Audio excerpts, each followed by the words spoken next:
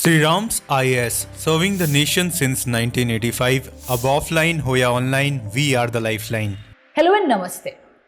आप सभी को तो पता ही होगा कि साउथ कोरिया में क्या हुआ, मिडनाइट में कू हुआ कि इंसरेक्शन था। तो ऐसे कई सारे न्यूज़ और उसके एनालिसिस आपको बॉम्बार्डमेंट हुआ होगा। बट जब हम बात करते हैं फ्रॉम द एग्जाम पर्सपेक्टिव, ऐसे इंसिडेंट को समझना और किस कॉन्टेक्स्ट में यूज करना है वो थोड़ा सा डिफरेंट तरीका रहता है। बिकॉज साउथ कोरिया डायरेक्टली ना आपके PSIR का पार्ट आता है, ना ही आपके GS का पार्ट है। It is seen as part of East Asia, right? And from the Indian perspective, as in India's relation with South Korea, ऐसा कू का क्या इम्प्लीकेशन रहेगा at a larger scale, that is where the questions also emerge कि इसको कैसे study करें, इसको कैसे नोट्स बनाएं, इसको क्या हम एग्जाम्पल में यूज कर सकते हैं, तो करें तो कहां करें। तो आज इस वीडियो में हम सबसे पहले तो we'll start with a brief analysis कि हुआ क्या था और अभी क्या चल रहा है, so that anybody who does not understand, जो फॉलो नहीं कर पा रहा है साउथ कोरिया में क्या हो रहा था, तो उसको थोड़ा हेल्प मिल जाएगा। उसके बाद हम ना थोड़ा लार्जर क्वेश्चंस पे आएंगे, जैसे कि हम ये देखेंगे क्या ये कू था या इंसरेक्शन था। क्योंकि अगर ये कू है तो आजकल क्या हर जगह पे कूस चल रही है, तो ये क्यों हो रहा है? चाहे वो अफ्रीका हो, चाहे वो कहीं और हो, म्यांमार हो जाए, everywhere you seeing this coup word. तो क्या ये कू आज के दिन में एक नया उभरता हुआ एक ट्रेंड दिख रहा है? क्या इस चीज को हम कू के साथ रिलेट कर सकते हैं? And the second question is, क्या इसको डेमोक्रेसी में एज अ चैलेंज देखें क्या? अगर हम इसे चैलेंज देख रहे हैं तो उसको किस तरीके से हमें लिखना है वो भी इंपॉर्टेंट है। सो फ्रॉम दिस पर्सपेक्टिव हम एक ओवरआर्चिंग एनालिसिस करेंगे of this issue. And again, as I said, that there are multiple ways of using this particular incident as examples। जैसे कि क्राइसिस ऑफ डेमोक्रेसी में आप लिख सकते हो या इसको कू के साथ example, we'll talk about that। And third important thing is कि अगर आप एक बेसिक अंडरस्टैंडिंग रखते हो कि हर फरवरी में या साल के एंड में, जैसे कि अभी आपको दिखने लगेगा, कई सारे इंडेक्सेस आती हैं, राइट? सो डेमोक्रेसी के कई इंडेक्सेस आती हैं, फ्रीडम ऑफ रिलीजन का रिपोर्ट आता है, और ऐसे इंडेक्सेस में हमेशा साउथ कोरिया को as a very strong democratic country कहा जाता है, राइट? उनके जो डेमोक्रेटिक आइडियल्स हैं वो काफी स्ट्रॉन्ग दिखाया जाता है। इन कंपैरिजन इंडिया को हमेशा नीचे दिया जाता है, बल्कि कि कुछ रिपोर्ट्स, जो लास्ट ईयर के रिपोर्ट्स थे, उन्होंने तो इंडिया को अथॉरिटेरियन तक कहा, इलेक्टेड अथॉरिटेरियन कहा है, and other words have been used. Now the problem then is कि ऐसा जो कू हुआ है, does it diminish these kind of democratic ideals? Second, क्या हम ये इंडेक्सेस सीरियसली ले सकते हैं, राइट? बिकॉज अगर हम ये इंडेक्सेस सीरियसली लेते हैं तो देन ये कू तो होना नहीं चाहिए था साउथ कोरिया में, राइट? बट साउथ कोरिया में हुआ है। There is this martial law, there was this martial law that was imposed for 6 hours, and again people fought back and the martial law was removed। in this light, क्या ये democracy की win थी या ये indexes जो कहती हैं वो वेस्टर्न हिपोक्रेसी है?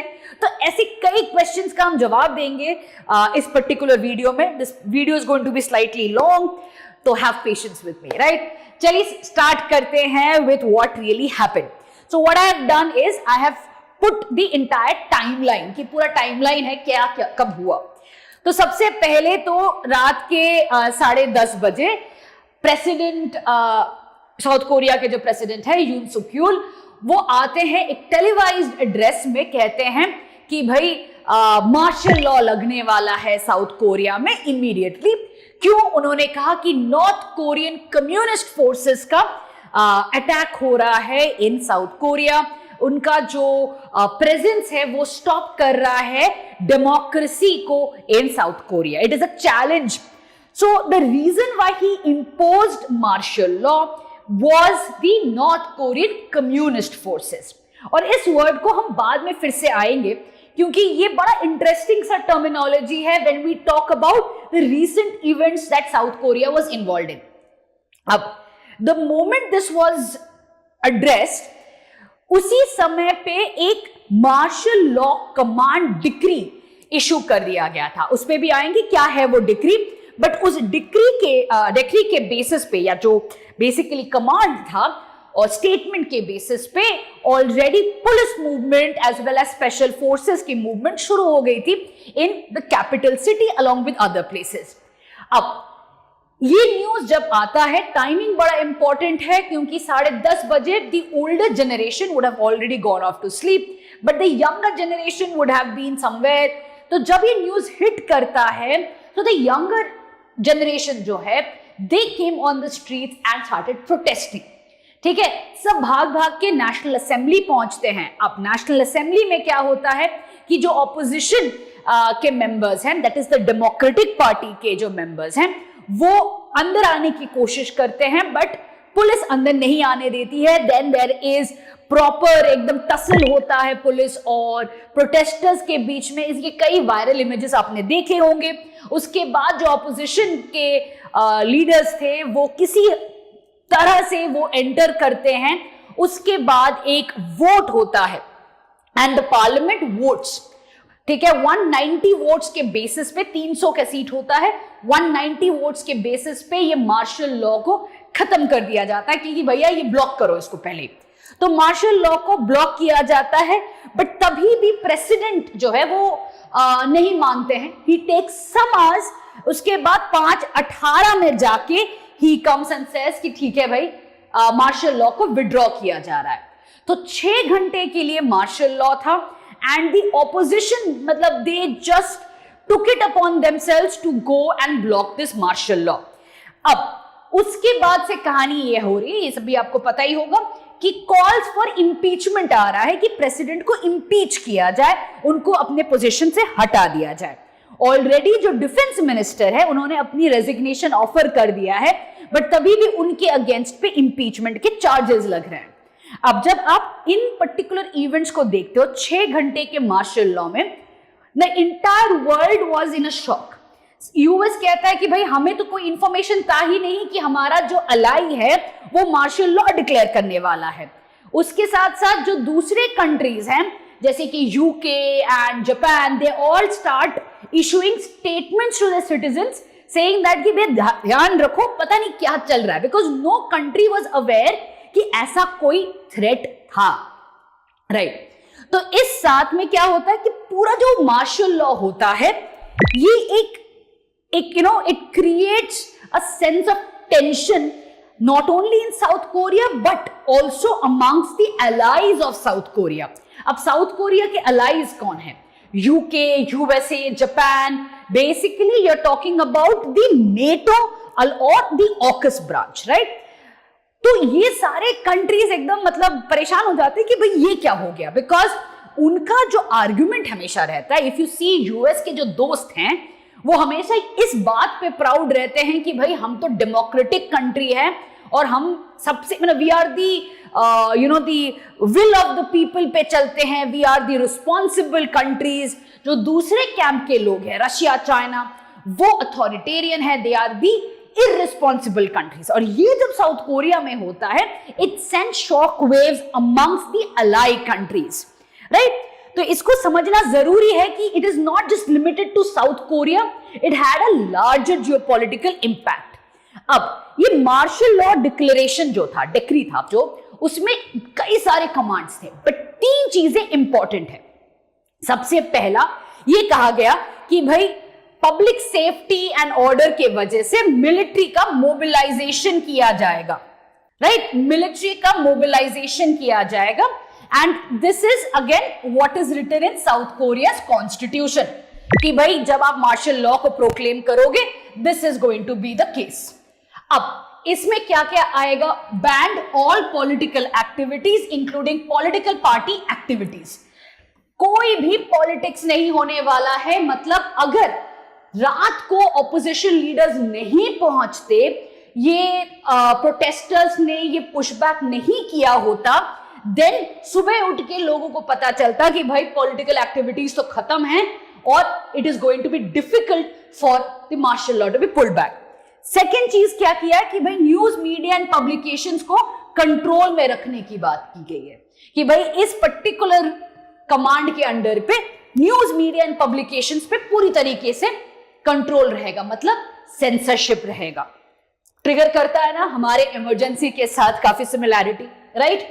तो जब जब ऐसे सिचुएशंस आती हैं, जब लीडर्स को डर लगता है, वो ऐसे ही मार्शल लॉ को प्रोक्लेम करते हैं। ओके, तीसरा क्या है कि भाई जो भी वायलेट करेगा इस मार्शल लॉ को, उनको बिना कोई वारंट अरेस्ट कर लिया जाएगा।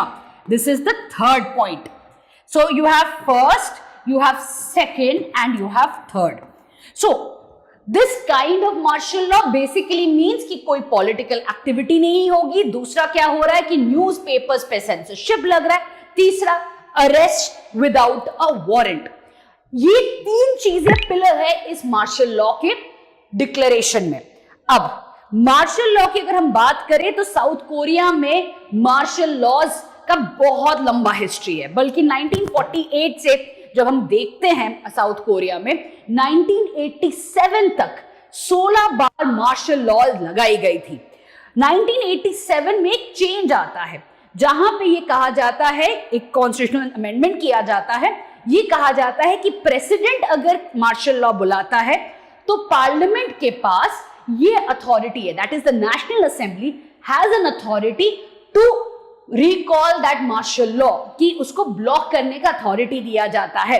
उसके बेसिस पे president has to recall the martial law. तो बेसिकली पहले क्या था, प्रेसिडेंट खुद बुला दे, खत्म कहानी, right? No check on the powers of the president. But उसके बाद एक चेक एंड बैलेंस के लिए national assembly, that is the parliament, उनको ये पावर दिया गया कि नहीं, आपको प्रेसिडेंशियल जो ऑर्डर है उसको इधर अप्रूव कर सकते हो या ब्लॉक कर सकते हो। अगर आपने ये ब्लॉक किया then president has to recall.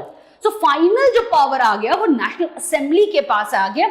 उसी के बाद मार्शल लॉज का जो ट्रेंड था वो खत्म होने लगा इन साउथ कोरिया। सो 1987 तक जो आप कांस्टेंट मार्शल लॉज देखते हो वो बेसिकली दो लीडर्स के अंडर था। एक था आर्मी जनरल पाक चुंग ही, जिन्होंने कई बार अपने अगेंस्ट कोई भी प्रोटेस्ट हो या डिसेंट हो उनको सप्रेस करने के लिए मार्शल लॉज डिक्लेयर किए हैं।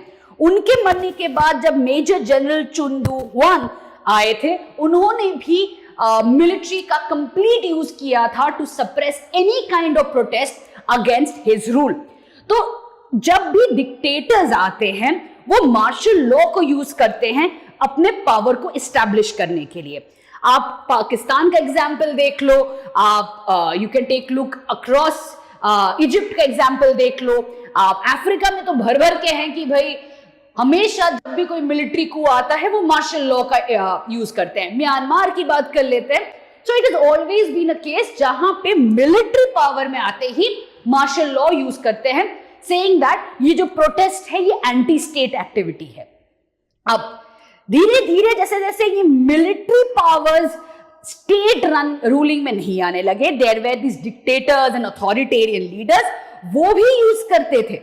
आज भी you'll see that several leaders use martial laws very differently. अभी हम एग्जाम्पल्स लेंगे उसका, बट इन दिस केस यून सुक्यूल ने मार्शल लॉ को यूज किया, but he is not from the army background particularly. वो पहले he was basically a lawman and he had just become the president in 2022. अब इस वजह से the intention of using the martial law was different from the previous use of martial law in South Korea. ये difference करना important है। आगे आते हैं, नेक्स्ट आते हैं कि ऐसा क्यों हुआ कि प्रेसिडेंट यून ने ये कदम लिया। अब प्रॉब्लम आती है अप्रैल 2022 से, तो अप्रैल 2024 से क्या हुआ है कि जब वो पावर में आए थे 2022 में, he was seen as a change जो कंजर्वेटिव को पावर में लाते हैं एंड कंजर्वेटिव पार्टी को पावर में लाते हैं and he was talking about कि भाई किस तरीके से नेशन को स्ट्रांग किया जाएगा, राइट। सो हमेशा अगर आप देखोगे जो राइट विंग पार्टीज होती हैं वो हमेशा they talk about strengthening the defence of the country, they talk about strengthening क्योंकि देश खतरे में है, your neighbours are not correct. तो the dialogue always revolves around a threat perception, right. ये threat perception again for president Yoon meant that he came to power, but इस साल के बिगिनिंग में चीजें बदलने लगी। क्यों? क्योंकि नेशनल असेंबली के इलेक्शंस में द ऑपोजिशन जो कि डेमोक्रेटिक पार्टी है वो पावर में आती है in the national assembly with 190 votes, 190 MPs coming. अब 300 का नेशनल असेंबली का स्ट्रेंथ होता है, उसमें से अगर 190 आप ले रहे हो तो यू कैन अंडरस्टैंड कि कितना पावरफुल आपका ऑपोजिशन होने लगा था नेशनल असेंबली में। अब अप्रैल 2024 के बाद से जब भी प्रेसिडेंट यून कुछ भी कहते थे या कोई भी बिल प्रपोज करते थे उनको उसको ब्लॉक कर दिया जाता था in the national assembly by the opposition, चाहे वो बजट को लेके हो, चाहे वो कोई डिफेंस डील हो, या हमेशा there was a veto bill जो आ जाता था नेशनल असेंबली के लिए। सो अप्रैल से he had almost become a lame duck president, उनके पास कोई एज सच अथॉरिटी नहीं था, वो सिर्फ नाम के ही प्रेसिडेंट रह गए थे। नाउ उसके साथ साथ उनके अगेंस्ट पे कई सारे करप्शन चार्जेस आने लगे, स्पेशली उनके वाइफ के अगेंस्ट कि उन्होंने स्टॉक मैनिपुलेशन किया है, उन्होंने अपरेंटली कई सारे एक्सपेंसिव गिफ्ट्स लिए हैं, जैसे कि डियोर के बैग के बारे में बड़ा हल्ला चल रहा है। तो ये सारी चीजों की वजह से करप्शन चार्जेस लगने लगे, जिसकी वजह से वो खुद आके अपॉलॉजी भी किया था और एक ऑफिस एस्टैब्लिश किया है to oversee the activities of the first lady. Now ये सारी चीजों के वजह से उनका जो अप्रूवल रेटिंग था वो कम होते रहा एंड रीसेंट जो अप्रूवल रेटिंग था वो अराउंड 17% पे आ गया था। So basically he has been popular support में उनका काफी एक हिट आ चुका था because of all of this and he was getting frustrated with it.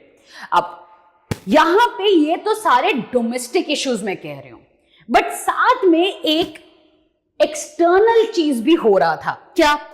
Now external thing was that South Korea, अब यहां पे start linking few things. South Korea last कुछ महीनों में कई सारे डिफेंस डील साइन करा हुआ है with US as well as Japan, and all of them were because North Korea ने ट्रूप्स भेजे हैं रशिया पे, नॉर्थ कोरिया और ज्यादा न्यूक्लियर बन रहा है। तो इस पर्टिकुलर नरेटिव के वजह से प्रेसिडेंट यून ने एकदम हल्ला मचा के कई सारे डिफेंस डील्स, यूएस को बोला कि भाई हमें सपोर्ट चाहिए, गॉट मोर वेपन्स, जापान के साथ training and more weapons, they were constant narrative कि देश खतरे में है।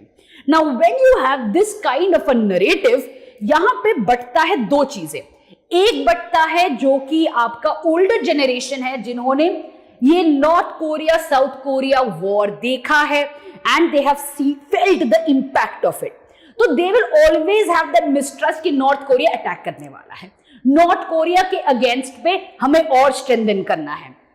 इसीलिए मेजॉरिटी जो एजेड पीपल हैं या the previous generation, they actually supported the martial law, they supported president Yoon कि हाँ भाई उनको मार्शल लॉ लेके आके नॉर्थ कोरिया को एक बार से जवाब देनी चाहिए क्योंकि देश में तो नॉर्थ कोरियन कम्युनिस्ट बढ़ रहे हैं।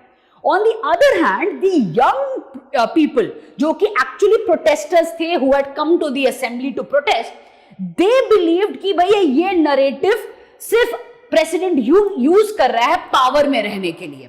सो there was a severe backlash against this narrative that North Korea से कोई थ्रेट आ रहा है, ये कम्युनिस्ट फोर्सेस बढ़ रही हैं, and that has been the major challenge from the young generation who are questioning कि कहां पे आ रहा है ये threat, why are we signing so many military deals, why are we getting so militarized in the region, right? So ये जो दो हिस्से में बटा है, यही आपको दिखेगा that President Yoon tried to address the older generation, but he did not take the younger generation in confidence. That is why you see the protesters. अगर उन्होंने ये नरेटिव अलग से किया होता, मीडिया में और बात करके किया होता, इसको प्रॉपरली एक सिविलियन पॉपुलेशन को कन्विंस करके किया होता, तो आपको ये किस्सा नहीं देखने को मिलता. यू वुड हैव सीन कि साउथ कोरिया में मार्शल लॉ लग चुका है. Right? So that is where you do see the democratic principles working, because the younger generation fought across. Okay, moving on, let's come down to can he be impeached? Now, when we talk about the South Korean Assembly, impeachment के लिए आपको special majority चाहिए. At this point of time, as I said, 190 MPs opposition में है. आप opposition में है, जो तो ऑब्वियस बात है कि ये लोग पूरी तरीके से सपोर्ट करेंगे. एंड ऐसे भी कुछ लोग होंगे जो यून के पार्टी से they will defect and support the impeachment motion of president Yoon. अब प्रॉब्लम आता है कि नेशनल असेंबली में पास होने के बाद ये जाता है कॉन्स्टिट्यूशन कोर्ट पे. ठीक है, कॉन्स्टिट्यूशन कोर्ट में जाता है. अब ये जो कॉन्स्टिट्यूशन कोर्ट में ये जब बात गई, यहां पे 9 जजेस होने चाहिए. आज के दिन में 3 वेकेंट है. दैट मींस सिर्फ 6 जजेस हैं जो कि कॉन्स्टिट्यूशन कोर्ट में हैं, और 6 जजेस इनफ नहीं है कोरम के लिए. So what does that mean? Quorum नहीं फॉर्म होगा. अब जजेस को अपॉइंट करना पड़ेगा. जजेस को कौन अपॉइंट करता है? Even though national assembly election सब कुछ करके नॉमिनेट कर देगा, बट फाइनल अपॉइंटमेंट तो प्रेसिडेंट ही देगा. इसी वजह से at this point of time impeachment के प्रोसेस को बहुत हल्ला मिल रहा है, पॉपुलर सपोर्ट है, बट टेक्निकली पुल ऑफ नहीं किया जाएगा. There is a possibility that he might step down, but उनके अगेंस्ट में सपोर्ट धीरे धीरे कम ही होता रहेगा, and that is going to take some immediate impeachment तो नहीं दिख रहा है. अब आते हैं नेक्स्ट क्वेश्चन. जैसे कि मैंने एकदम स्टार्टिंग में ही कहा था, क्या ये कू है या इंसरेक्शन है? अगर आप साउथ कोरियन मीडिया देख रहे हो, जो कि मुझे पता है कई लोग देखते हैं के पॉप की वजह से, तो वहां पे वर्ड यूज किया जा रहा है इंसरेक्शन का. तो ये इंसरेक्शन होता क्या है? इंसरेक्शन होता है जब कोई भी रेबेल करता है गवर्नमेंट या अथॉरिटी के अगेंस्ट पे. ऑन द अदर हैंड कू क्या होता है? कू होता है कि आप जब एक सडन मूवमेंट जाके एक एग्जिस्टिंग गवर्नमेंट को टॉपल करते हो और आप खुद पावर में आ जाते हो. राइट? तो दैट इज एक को हटा के आप सामने आ गए हो as the government. That is coup. अब आजकल पॉलिटिकल साइंस में एक नया वर्ड आ रहा है सेल्फ कू बोल के. What is the word? Self coup. What is the self coup? Self coup होता है कि जब एक लीडर खुद के पावर्स को इंक्रीज करने के लिए एक सडन चेंज करता है. either uses martial law or he either uses martial law or sudden change in the constitution ताकि उनका पावर बढ़ जाए. फॉर एग्जाम्पल, जी जिनपिंग ने एक सेल्फ कू किया था जहां पे उन्होंने कहा कि हम तो भाई बिना किसी टर्म के रिस्ट्रिक्शन के बने रहेंगे चाइना के लीडर. अब ये जो था उन्होंने कॉन्स्टिट्यूशन को बदल के किया था. अगर हम बात करते हैं प्यूतिन का, प्यूतिन ने भी ऐसे किया है कि भाई उन्होंने सेल्फ कू करा है कि भाई हम पे कोई टर्म के रिस्ट्रिक्शन नहीं है, हम इलेक्शन में आते रहेंगे और जीतते रहेंगे. ठीक है? सो rather than doing it through martial law, they did it with a change in the constitution. अब कॉन्स्टिट्यूशन चेंज करने का मतलब ही है कि उतना मेजॉरिटी या उतना सपोर्ट आपका होना पड़ेगा एट दी असेंबली लेवल, जो कि एक अथॉरिटेरियन लीडर के तरफ से अगर आप देखोगे वो तो आप इंश्योर करोगे ही. दूसरा एग्जांपल अगर लेते हैं सेल्फ कू का, कई बार ऐसे होता है कि मार्शल लॉ के थ्रू में, जैसे कि आप रूल कर रहे हो, बट कई बार ऐसा होता है कि there is some opposition party coming in जो रिवोल्ट करना, रेवोल्यूशन करने की कोशिश कर रहा है, या कहीं ना कहीं प्रोटेस्ट हो रहा है, तो आप मार्शल लॉ से ये प्रोटेस्ट सप्रेस करके खुद को एवरलास्टिंग प्रेसिडेंट बना दो, या आप ये बोलो कि भाई हम ही हैं जो आपको सेफ रखेंगे, जैसे कि अल असाद फैमिली होगी सीरिया में. ऐसे कई एग्जाम्पल्स हैं. जहां पे आप ये सेल्फ कू देखोगे, आप किसी को हटा नहीं रहे हो, बस खुद का पावर बढ़ाए जा रहे हो बाय चेंजिंग द कॉन्स्टिट्यूशन और by imposing the martial law. तो अगर हम आज के दिन में बात करें कि साउथ कोरिया में क्या हो रहा था, प्रेसिडेंट यून ने क्या करने की कोशिश की थी, even the South Koreans are looking at it from the point of view of insurrection, the right word to be used is self coup. President Yoon अपना पावर बढ़ाने की कोशिश कर रहे थे through this martial law, right. So there is again यहां पे game play चल रहा है विद द वर्ड, कि एक तरफ they do not want to use the word coup because coup is directly challenges the word democracy, क्योंकि democracy का एक व्हेनेवर यू से कि तख्ता पलट हो रहा है, मतलब ये डेमोक्रेसी बहुत वीक है। ऑन दी अदर हैंड अगर आप इंसरेक्शन कह रहे हो तो वो तो कभी भी हो सकता है, डेमोक्रेसी के तो भाई दुश्मन बहुत है, तो हमेशा अटैक होता रहता है, अब डेमोक्रेसी को बचाना ही तो पॉइंट है। तो insurrection is the word that South Korea goes for, technically correct word would be self coup. अब आते हैं कि क्या ये डेमोक्रेसी के खिलाफ था ना। कई आर्टिकल्स हैं जो one of the good ones that I read was कि भाई ये जो पर्टिकुलर इवेंट हुआ है, this is a warning to democracies. Now if you will take a look at the last few years, democracy कई जगह पे चेंज होते हुए दिखा है, एंड कई लोग कह रहे हैं कि डेमोक्रेसी का फॉर्म बदल रहा है, कई कह रहे हैं कि this is a crisis of democracy, कई लोग कह रहे हैं कि डेमोक्रेसीज के जो इंस्टीट्यूशंस हैं वो वीकन होने के वजह से democracy is at threat.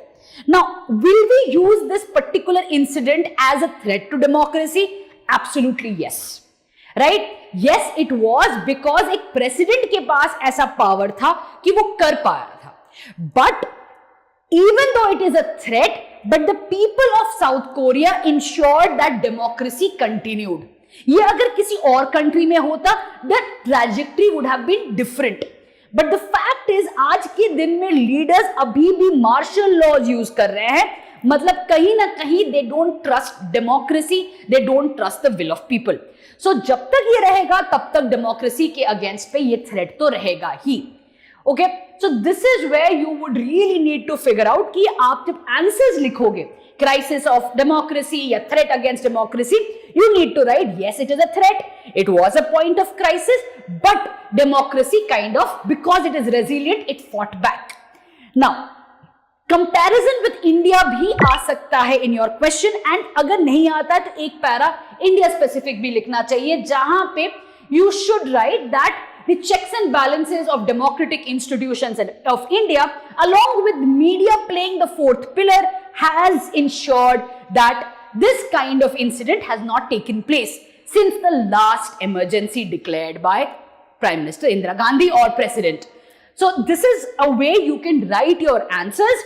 Of course, there will be many who will differ with me, but this is what you need to write for the exam. I hope you have been able to understand how to understand, read, analyze this particular incident in perspective of your exam. With this, I'll take your leave. Take care. Bye. Sri Ram's IAS, serving the nation since 1985. Ab offline, hoya online, we are the lifeline.